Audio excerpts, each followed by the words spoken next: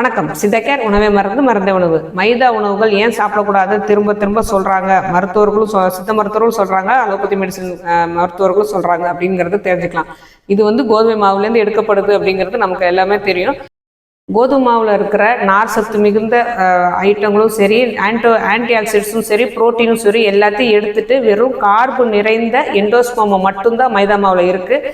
அதனால தான் அது சாப்பிடக்கூடாது அப்படின்னு சொல்கிறாங்க. வெறும் உடலை உடல் எடையை அதிகரிக்கக்கூடிய வல்லது மட்டும்தான் இந்த மைதா மாவு. வேற உடலுக்கு எந்த நல்லதும் செய்யாது. தீங்கு என்னென்ன செய்யுது அப்படிங்கிறத ஒன்று ஒன்றா பார்த்துட்டே வரலாம். முதல்ல இந்த மைதா மாவு பிசின் போல இருக்கிறதால நல்லா அது இழுத்து செய்கிறதால தானே பரோட்டாலாம் வருது. இந்த மைதா மாவு பிசின் போல இருக்கிறதால உடல்ல செரிமானம் ஆகக்கூடிய தன்மை நம்ம இன்டர்னல் ஆர்கன்ஸ் எதுக்குமே கிடையாது. இந்த மைதா மாவை செரிக்க வைக்கிறதுக்கு அது ஒவ்வொரு ஆர்கன்ஸும் ரொம்ப கஷ்டப்படும்.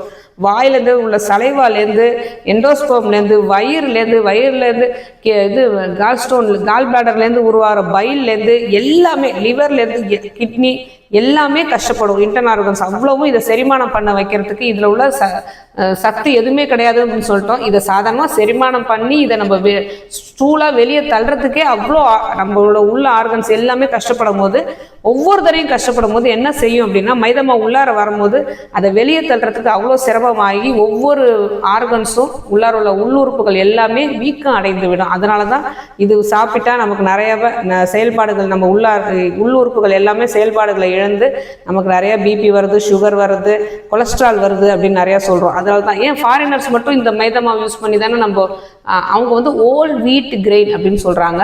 மைதா மாவை அவங்க யூஸ் பண்ணுறதே இல்லை. அதுவும் மைதா மாவு வெள்ளையாக்கிறதுக்கு சில கெமிக்கல்ஸும் சேர்க்குறாங்க. அதுவும் நமக்கு நல்லது இல்லை.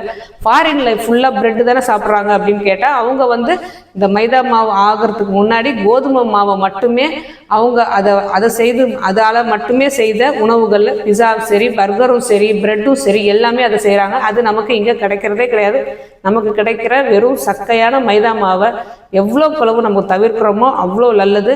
நமக்கு அதில் தான் பரோட்டா செஞ்சு சாப்பிட்ணும் அப்படின்னு நினச்சோம்னா கோதுமை மாவில் ஒரு சிலர் எண்ணெய் சாப்பிட்றவங்க முட்டை போட்டு அதை செஞ்சாலே நல்லா மைதா மாவு மாதிரி நிறைய பரோட்டா நல்லா வரும். அப்படின்னா கோதுமை மாவில் உப்பும் சீனியும் சேர்த்து பிசைஞ்சு வச்சுட்டு ஒரு 1 hour 2 hours கழிச்சுட்டு நம்ம அது மாதிரி உருட்டிட்டு நம்ம செஞ்சாலும் நல்ல பரோட்டா குழந்தைகளுக்கு கொடுக்க வேண்டிய பரோட்டா நமக்கு கிடச்சிரும். அதனால் எவ்வளோ குளவு மைதா மாவு கலந்த உணவுகள் எவ்வளோ தவிர்க்க முடியுமோ, முக்கியமாக நம்ம சாப்பிட்டோம் அப்படின்னா தான் குழந்தைகளுக்கு வாங்கி கொடுப்போம். குழந்தைகளுக்கும் தவிர்க்கணும் அப்படின்னா நம்ம சாப்பிடக்கூடாது.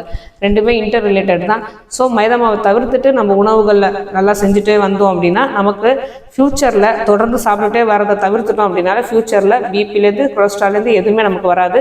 முக்கியமாக செல்ஸ் எல்லாம் நல்லா ரீஜெனரேட் ஆகும். அதாவது டெட் செல்ஸ் கரைஞ்சி போகக்கூடிய தன்மை தான் நம்ம உடலில் இருக்குது. இந்த டெட் செல்ஸ் எங்கேயும் அக்யூமுலேட் ஆகாமல் சேர்ந்து வராமல் நம்ம டெட் செல்ஸ்லாம் கரைந்து போய் புது செல்ஸ் உருவாகிறதுக்கு இந்த மைதா மாவு ஒரு பெரிய தடையாக இருக்குது. இதை உணர்ந்து மைதா மாவை நம்ம தவிர்த்துட்டா ரொம்ப நல்லது. ஆரோக்கியமாய் வாழ்வோம். வேறு எதை பற்றி பேசணும்னு நினச்சாலும் சரி தாராளமாக கமெண்ட் பண்ணலாம். உங்களுக்கு வேறு எந்த நோய் இருந்தாலும் தீர்வு வேணும்னா சித்தா கேரை அணுகலாம்.